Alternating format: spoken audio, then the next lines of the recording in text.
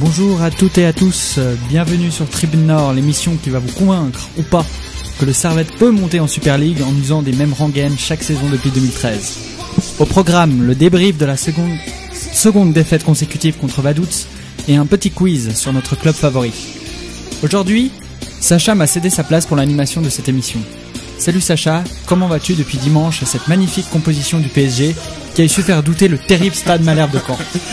Ah, ça va pas mal, ça va pas mal. On était très très satisfait de ce match, un petit peu moins du match qui a précédé cette magnifique affiche au Parc des Princes. J'imagine. Et pour nous accompagner, l'unique, le seul, oui, j'aime faire des pléonasmes, je veux bien sûr parler d'Anthony. Comment va le moral après cette triste défaite contre le Liechtenstein? Déjà, j'ai bien ta présentation. Ça va bien. Ça raconte un peu trop, je trouve. Ouais, un petit peu. Non, écoute, ça va bien. Ça va bien, même si la défaite, bien évidemment, a un peu gâché le moral du week-end, mais de toute façon, on va en parler de toute façon. C'est clair. Très bien, démarrons tout de suite avec l'analyse de cette défaite 1-0 récoltée au Rhein-Park-Stadion sur un but de notre ancien joueur, Igor Tadic.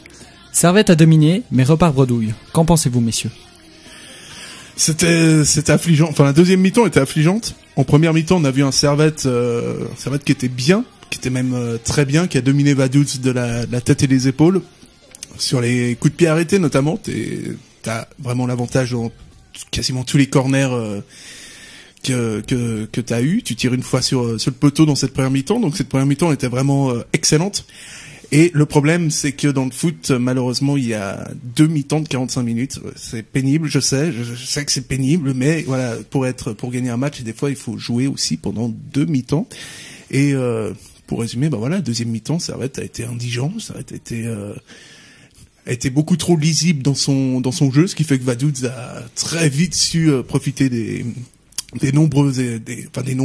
espaces que Servette a bien voulu lui laisser. Et c'est vrai que vu que Servette a pas du tout été dangereux en phase offensive, avec une domination bien stérile, et ben voilà, tu perds ce match alors que tu dois maximum, vraiment, tu dois même pas tu dois au pire des cas faire un 0-0, au pire des cas. T'es d'accord? Ouais, mais le problème, c'est qu'effectivement, comme l'a dit Sacha, un match c'est 90 minutes, voire plus. Puis nous, c'est pas la première fois on a au moins joué 45 minutes, parce qu'il y a des matchs où on joue carrément moins. Mais effectivement, quand tu vois la première et la deuxième mi-temps, c'est pas du tout le même match. Avec un grand attaquant en première mi-temps, je pense que tu peux déjà en mettre un, voire même 2. Après, il y a pas de chance, hein, le poteau en première mi-temps de Sautier, le deuxième d'Imri dans les dernières minutes. Mais on le sentait comme un peu venir de ce scénario. Hein. Je sais pas toi, Sacha, mais tu domines, tu marques pas, et puis c'est un peu toujours la même chose, quoi. Ouais, c'est toujours la même chose. C'est toujours le même scénario. C'est ça qui est terrible avec Servette, c'est qu'on a l'impression, en plus, t'as une équipe quand même qui a un peu d'expérience, avec des mecs comme Makopi, comme Routis, comme Sautier. J'en oublie encore parce que là, j'ai pas la fiche sous les yeux. Et t'as l'impression que les mecs, que ce match, tu l'as perdu comme une équipe de débutants. Vraiment, c'est un match que tu dois pas perdre quand tu veux monter en Super League. T'as pas le droit de le perdre. Tu peux faire match nul, mais perdre ce match-là contre ce Vaduz-là qui est complètement transparent, c'est quelque chose, tu peux pas le perdre. Quand tu veux monter, c'est interdit de le perdre, ce match. Ouais, non, mais bien sûr, mais en plus de ça, comme tu dis, Vaduz, ils sont pas bons. Mais ce qui me fait quand même un peu peur, c'est que Ville, on avait déjà dit ça la semaine passée, on avait déjà perdu à Ville qui était pas bon, on perd contre Vaduz qui n'est pas bon, je commence à me poser des questions. Enfin, je veux dire, ce match-là, on doit au moins retirer un point. Surtout qu'on a vu que leur plan de jeu, il était assez simple, c'est que dès qu'il y a la récupération des ballons, ils cherchaient Koulibaly devant, qui courait, qui centrait pour Tadic devant, et puis au bout d'un moment, voilà, c'est le but. C'est pas Koulibaly qui centre sur le but, sauf erreur, mais c'est un centre, et puis il est tout seul au 5 mètres. Et à force de toujours dire que les autres sont pas bons, est-ce qu'il faudrait pas qu'on se dise que nous, on n'est pas bons? Ah ouais, non, parce mais j'allais le dire. De leader technique, parce que ça fait très prétentieux de se dire que les autres ils sont pas bons, mais à un moment, on doit être au moins légèrement supérieur pour les battre. Ah mais bien sûr, effectivement, si les autres sont supposément moins bons que nous, mais que nous on n'arrive jamais jamais, on en a quand même gagné 2 en début de saison, mais si on n'arrive pas à faire la différence contre ces équipes-là, c'est vrai qu'on n'a rien à faire plus haut, quoi. Donc voilà, c'est le triste constat de ces 2 dernières défaites à l'extérieur. Et puis 2 défaites qui sont carrément évitables, 2 défaites où tu vois bien que quand Servette est mené, ça a été mené à Ville, tu vas me dire, ils égalisent, mais c'est un malentendu, quoi. Ils égalisent, ce but de Sautier, c'est un malentendu. Là, contre Vaduz, c'était mené 1-0, et t'as l'impression que les mecs, ils savent plus du tout qui ils sont sur le terrain, comment ils s'appellent. Il y a un problème de cette équipe pour réagir. Après, si on veut être un petit peu le point positif, c'est la première mi-temps, parce que la première mi-temps, elle est bonne. Il manque ce but, ok, mais elle est bonne. Maintenant, le problème, pourquoi tu fais pas demi-temps comme ça, quoi? C'est quand même incroyable, parce que je veux bien qu'on dise toujours que les autres équipes sont pas bonnes, mais franchement, que ce soit Ville ou Vaduz, ces 2 équipes, elles sont vraiment pas bonnes, quoi. Non, elles sont pas bonnes. C'est vrai. T'as le ballon, mais cette équipe ne sait vraiment pas quoi faire de ce ballon, et bon, comme on a dit en début de saison, on a dit quand Geiger est arrivé, il nous a dit bon bah on va attendre un petit peu, laissez-nous les 16 premiers matchs. Donc effectivement, on va pas tout de suite incriminer le coach, mais après les 16 premiers matchs, s'il y a pas de résultat, il va aussi falloir se poser quelques questions, parce qu'effectivement, c'est pas possible sur les 2 matchs, le match de Ville et le match de Vaduz, même si c'est les matchs à l'extérieur, même si c'est le début de saison, c'est pas possible de montrer ça, quoi. De faire 0 points surtout. Surtout. Tu vois, tu fais 1 point sur les 2 matchs, tu fais 4 matchs à l'extérieur, 7 points, tu te dis bon, il y a eu un petit accident de parcours, tu fais le match nul à Vaduz, ça aurait tout de suite mieux passé. C'est vrai que là, ça fait un peu plus tâche. Par contre, bon, ça, je vais pas rentrer tout de suite dans les cas personnels, mais effectivement, l'équipe de Vaduz était pas bonne. Par contre, il y a un joueur qui, depuis des années, nous fait chaque fois la misère. Chaque fois qu'il joue contre nous, c'est Koulibaly. Chaque fois que je le vois jouer, que ce soit à la Praille ou chez eux, il nous danse chaque fois sur le ventre. Je sais pas, peut-être qu'un jour, il faudra peut-être investiguer, parce que nos ailiers à nous, à l'inverse, il y a pas de provocation, et puis lui, à chaque fois que tu le vois jouer, il passe tout droit. Donc voilà, peut-être que le recrutement d'un ailier, si en est question, ça pourrait être un bon choix. D'accord, tout à fait. Vous pensez c'est quoi le problème? Il manque des leaders sur le terrain, des joueurs qui disent bon maintenant on va la mettre, il faut cadrer, parce que on a vu quand même qu'il y avait des frappes de loin, Sautier, mais bon il peut pas tout le temps nous sauver la vie. Ouais, enfin moi je pense pas que c'est un manque de leader, parce que quand tu regardes la compo d'équipe, t'as des leaders, hein. T'as un mec comme Sautier derrière, t'as un mec comme Routis, t'as Frick aussi qui est quand même une bonne expérience donc de Challenge League, et non, t'as des joueurs qui sont censés avoir la carrure pour t'amener en Super League. Après voilà, c'est aussi une question de réalisme. C'est comme tu disais Sacha au début d'émission, c'est bien d'avoir le ballon et tout, mais le plus important c'est de la mettre au fond, quoi. Puis c'est vrai que Florian serait tellement heureux de t'entendre dire ça. Non mais à part ça, ouais, les leaders, tu les as, encore que les mecs qui sont censés être leaders se comportent comme tels. Si les gars, je me rappelle d'un joueur qui avait joué, enfin qui était à Servette, je vais pas le citer là parce que sinon on va encore se faire engueuler, qui arrêtait pas de hurler sur tout le monde, et qui lui il parlait comme un leader mais il agissait comme un minable, et donc effectivement quoi, faut avant d'être leader, faut déjà montrer l'exemple, et là Vaduz, typiquement, t'avais peut-être des leaders sur le papier, mais sur le terrain y a personne pour relever le niveau. À un moment donné, c'était une catastrophe. Et puis ouais, peut-être qu'il manque un gars, il manquerait quelqu'un de chevronné, on pourrait dire, mais moi j'ai pas l'impression que dans cette équipe il manque quelque chose pour monter, quoi. Moi je pense pas qu'il manque quelqu'un de chevronné, je pense que les personnes d'expérience on les a dans l'équipe. Après c'est vrai que effectivement, comme tu l'as dit, il y a pas eu de révolte. Je veux dire, on prend ce but, puis bon, il y a cette frappe d'Imri là qui est sur le poteau. Mais il y a pas eu de, pourtant il y a des changements qui ont été opérés par Geiger pour, il a fait rentrer des joueurs offensifs, il a fait rentrer Alphonse et puis Willy devant, donc il a essayé quand même de jouer plus offensif, mais ça s'est pas vraiment répercuté sur le terrain. Comme trop souvent, t'as l'impression que Geiger va pas t'apporter grand chose quand même à ce niveau-là, quoi. Au niveau du coaching, il va rien t'apporter. Au niveau de la tactique, je suis pas sûr qu'il apporte.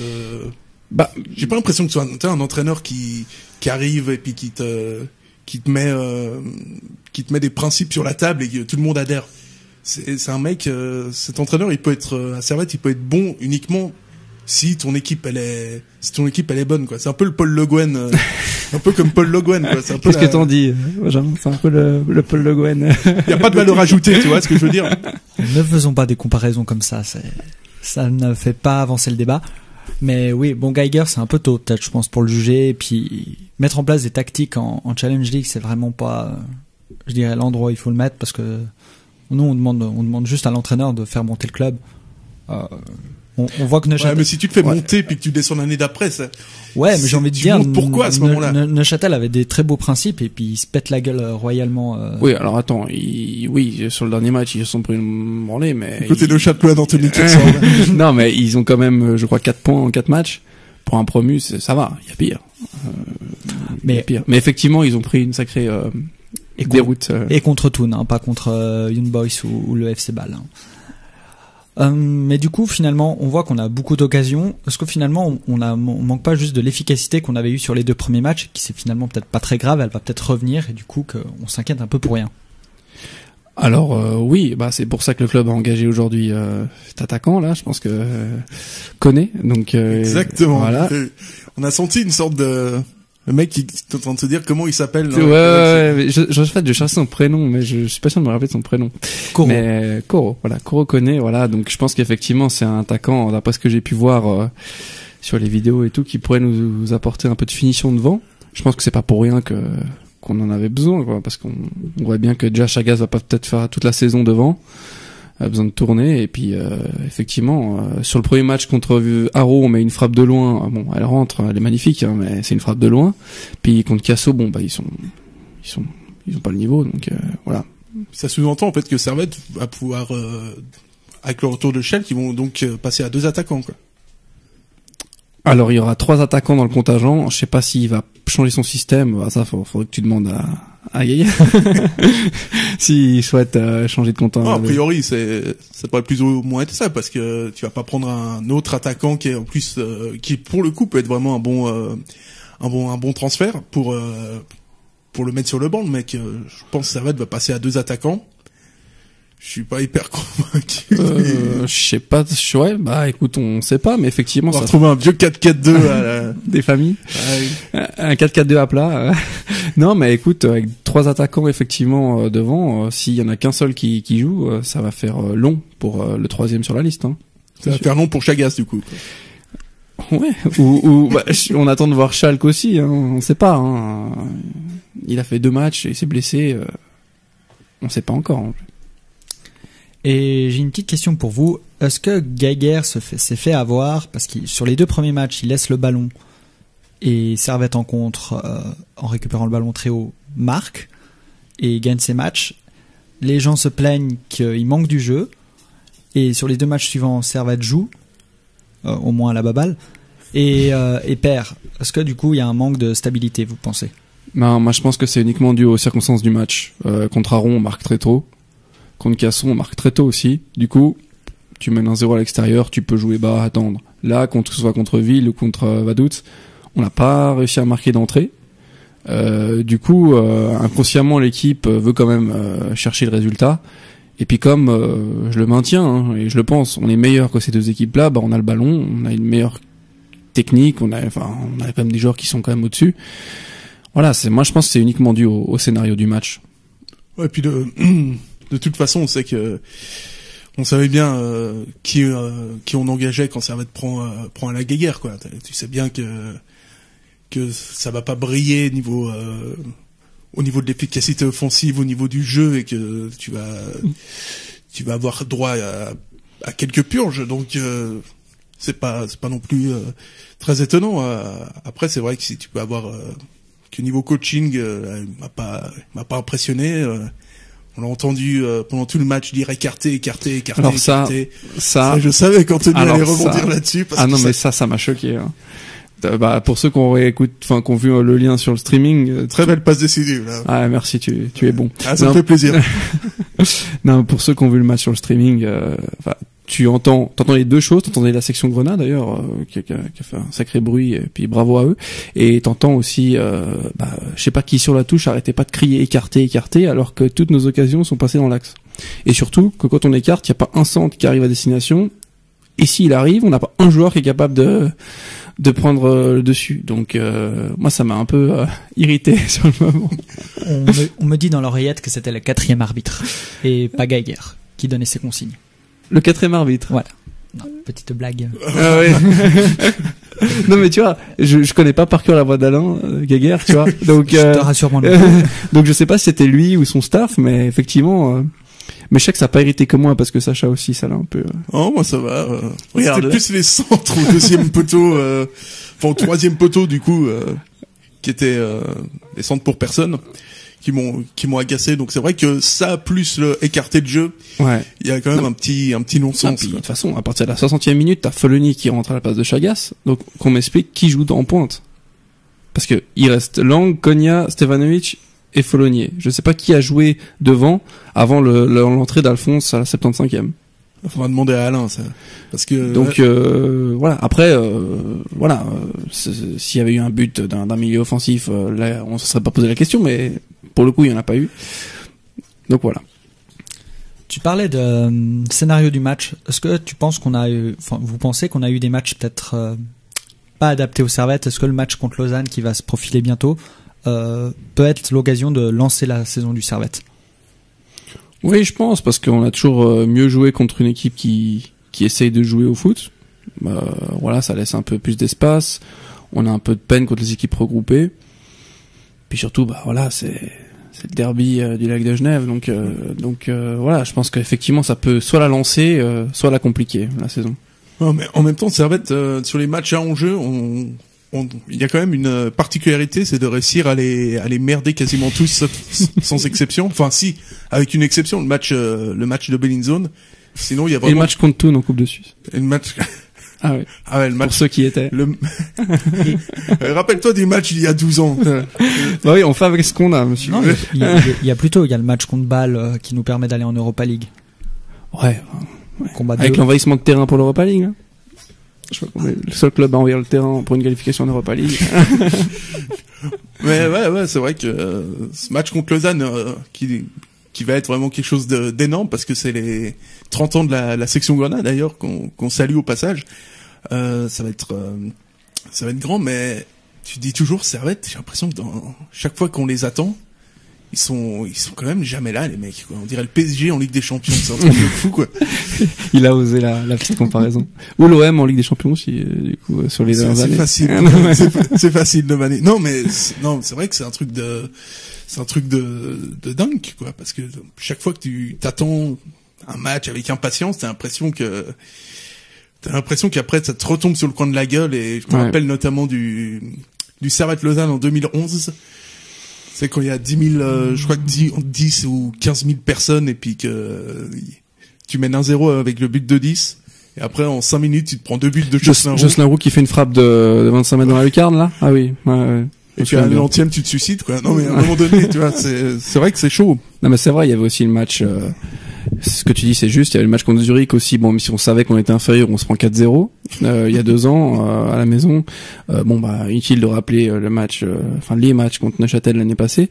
Ouais, effectivement, ce serait bien maintenant que dès qu'il y a du monde, Servette puisse obtenir un résultat. Ça amènerait du monde au stade et surtout ça nous éviterait de chaque fois repartir déçus, frustrés, déprimés. Tout à fait. Est-ce qu'il y a des joueurs qui vous ont marqué quand même dans ce match? Tu dis positivement ou négativement? Comme vous voulez. Parce que négativement, je peux te dire qu'il y en a qui nous ont marqué. Alors positivement, c'est comme je disais hors émission à Sacha. Prêt de se faire un quiz, tu sais. Ouais. J'ai pas un joueur où je me suis dit, lui, il a fait son match. Alors c'est peut-être un peu dur, mais j'ai de la peine vraiment à trouver. Si tu dois commencer à chercher pour trouver, c'est qu'il y a un souci. Après voilà, je vais pas tirer toutes les émissions sur les mêmes, mais voilà, il y a des joueurs qui m'ont moins plu que d'autres. Voilà, j'ai dit Zeli, même Stevanovic, j'ai pas trouvé qu'il a fait un gros match. Il avait déjà pas fait une entrée fracassante la semaine passée. Là, il a pas fait un match exceptionnel. Lang, voilà. Et puis le reste, voilà. Chagas, il a raté le coche. Ouais, c'est vrai qu'il y a pas beaucoup de. Ouais. Sur le plan individuel, il n'y a pas beaucoup de satisfaction à tirer de ce match. Sur le plan collectif, c'est plus là qu'il faut appuyer, je pense. C'est la première mi-temps qui a été bonne, même si pour être honnête, t'as une ou deux occasions parce que t'as pas de fond de jeu. J'ai l'impression que ça fait 8 semaines que je dis ça, mais bon. Mais il y tient. À un moment donné, je vais quand même finir par avoir un brin raison. Et donc voilà, quoi. Finalement, t'as une possession, t'es meilleur techniquement que l'adversaire, mais sur le terrain,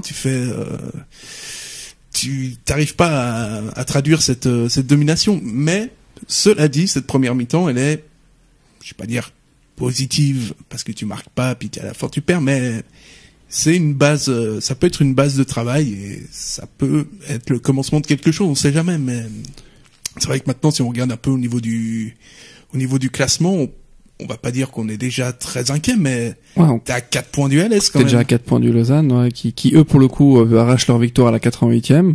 Voilà la différence. Voilà. Bon, j'espère que ça va pas se répéter comme l'année passée, mais voilà, ça me fait un peu penser à Saint-Max qui mettait ses buts victorieux aux dernières minutes et toi, au contraire, tu les perds. Non, mais effectivement, moi je trouve que la première mi-temps a été de bon augure. Après, faut attendre aussi. Je sais qu'on demande tout le temps aux gens d'attendre, comme tu l'as dit en début d'émission, toujours l'impression d'attendre, mais il y a aussi 2 titulaires potentiels qui sont blessés. Voilà, le problème c'est qu'on a l'impression d'attendre depuis des années, puis on aimerait bien que ça aille un peu plus vite. Très bien. Quelque chose à ajouter? Bravo à l'ASG, parce que se taper un match à Vaduz un dimanche, même si c'est un dimanche, faut quand même, pour avoir fait ce déplacement à Vaduz, je crois, 3 fois, il me semble, toutes les semaines, il va se vanter des déplacements qu'il a fait. Moi aussi, je peux le faire. Hein. J'y étais à Vaduz, monsieur aussi. mais voilà, vu que tu y étais, tu sais que c'est infernal, c'est interminable. Et c'est des trucs genre, tu pars, si le match est à 16h, en plus, tu pars quand même. Tu pars très tôt le matin. Tu pars hyper tôt le matin, tu rentres moi, je me rappelle, j'étais parti vers 6h40, enfin 7h, un truc comme ça, tu rentres le lendemain à 2h du mat. Vraiment, bravo les gars. Félicitations, parce qu'il faut quand même se le taper, celui-là, hein. Oui, il faut se le taper, et puis il faut se taper le match après, c'est ça le plus chaud, en fait. Le déplacement, ça va. Le déplacement, c'est l'entrée, tu vois. Après, t'as le plat principal. Non, mais, effectivement, et puis on les a beaucoup entendus, non, franchement, respect à eux. Et puis voilà, c'est le point positif aussi de cette journée. Je savais qu'on finirait par en trouver, quoi. C'était pas facile, mais pas. Ouais. Donc un match pas si catastrophique si on est supporter du FC Vaduz. Messieurs, si ça vous dérange pas, on va passer au quiz. Avec plaisir. J'attends ce moment avec impatience. C'est la meilleure partie de l'émission, on le sait. De toute façon, si vous étiez pas d'accord, on l'aurait quand même fait. Ouais. De toute façon, moi je suis invaincu, alors je risque rien. Eh ben, on va voir si tu vas le rester. Aujourd'hui, je vais vous tester sur les entraîneurs qui se sont succédés sur le banc Grenat. Oh, j'ai défoncé. Alors ça, par contre. C'est toi qui as choisi le thème du quiz? Oui, c'est moi qui l'ai choisi. Il est pas au cours. Ouais. Un tout petit peu quand même, quoi. Ouais. Je sais que ça avait changé les fiches. C'est pour déconner. En tout, 47 coachs ont été à la tête du Servette depuis 1921. Si vous les connaissez les premiers, vous êtes très forts. Chacun votre tour, vous devrez me donner le nom d'un entraîneur. Et puis, si c'est bon, vous gagnez un point. Et sinon, vous gagnez pas de points. Ok. C'est clair? C'est clair. Ouais. Alors, qui veut commencer? Moi, je commence, je place mon Roberto Morinini. Je sais que je voulais passer le même, mais je te jure en plus. Mais incroyable. Très bien. Sacré Roberto. À toi. Morini, d'accord.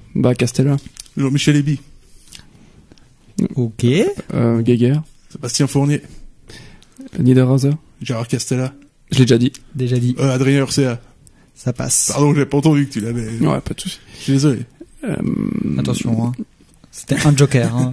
Il n'y en a pas deux. Tac, tac, tac. Y a pas un laps de temps Douce. Non, mais on est allé tellement vite dans les noms que je sais plus lesquels on a dit ou pas. T'as fait une erreur et tu t'oses la remettre. Non, ouais, c'est clair. Ah, j'ai peur de rien. Moi, j'ai pas de fierté, monsieur. Tac, tac, tac. Non, par contre, il y a vraiment un temps quand même, donc faut... Ouais. Oui, mais je suis en train de coller un peu. Ah, un petit indice, qui c'était le précédent. Je sais pas, mais je veux dire Chalibaume. Ça marche. Ex-Braya, on l'a dit. Qui? René Ex-Braya. Non, on l'a pas dit. Alors, je place mon René Ex-Braya. Cooper. Bien J'allais joué. le dire, Cooper. C'est assez bien T'as joué. vu, j'ai eu un petit blanc, Ouais. mais c'est bon, c'est revenu. C'est bon. Dimich. Mhm. Ah ouais, joli, c'est ce que je voulais dire.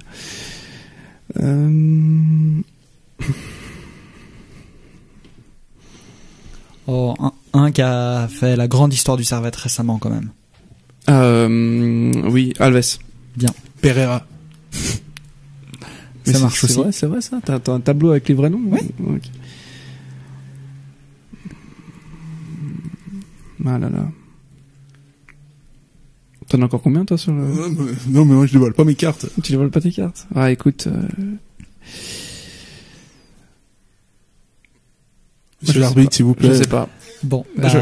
c'est une défaite claire et nette. Peter Passmondi, Jean Snella. On était là. Et vous auriez pu aussi citer Anthony Breza, Mais oui. Méo Codreau, Oh la honte. Sébastien Fournier, Je vais citer Fournier. qui Oui, je crois qu'il l'a cité Fournier. met à culpa. Mais c'était pour vous dire que je l'ai croisé ce week-end. Il va bien travaille à la CGF. Oui, il va bien. Il vient voir les gamins pour faire de la sélection. T'as payé un petit coup de petit Arvin ou Non, j'étais sur le terrain, donc ça c'est valait vraiment mieux plus pas. que c'était quoi. C'est Ah, l'arbitre. C'est ça. Ça se perd. Hein. Il y avait Gilbert Grèze dans les plus anciens. Oula, ouais. Bernard Chaland, Umberto Barberis, Ah ouais, c'est pas- Matet, Lucien Favre Mais oui, Lucien Favre. Guy Matet. Oh là là. et tant d'autres. Bien. Et je vous remercie messieurs.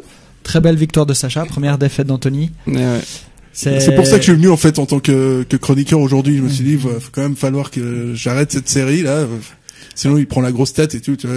Bon, c'était sur un sujet un peu plus difficile quand même cette fois. Les entraîneurs. Finalement, c'est un peu comme le PSG en Ligue 1, ça domine tout, mais dès que ça joue les vraies compètes, il y a plus personne. Ouais, c'est ça le truc. C'est Ouais, ça mais- ma grande difficulté, c'est ça. Ouais, mais la prochaine fois sur un autre sujet, je te mets ta correction et puis voilà. Très bien, je vous remercie messieurs pour votre sage et pertinente participation à cette émission, ainsi qu'à vous, chers fans du Servette, de nous avoir écoutés. Je vous dis à la semaine prochaine pour décortiquer le déplacement du Servette dans le cadre du premier tour de Coupe de Suisse. À ciao, bonsoir. Ciao, ciao. Ciao, bonne soirée.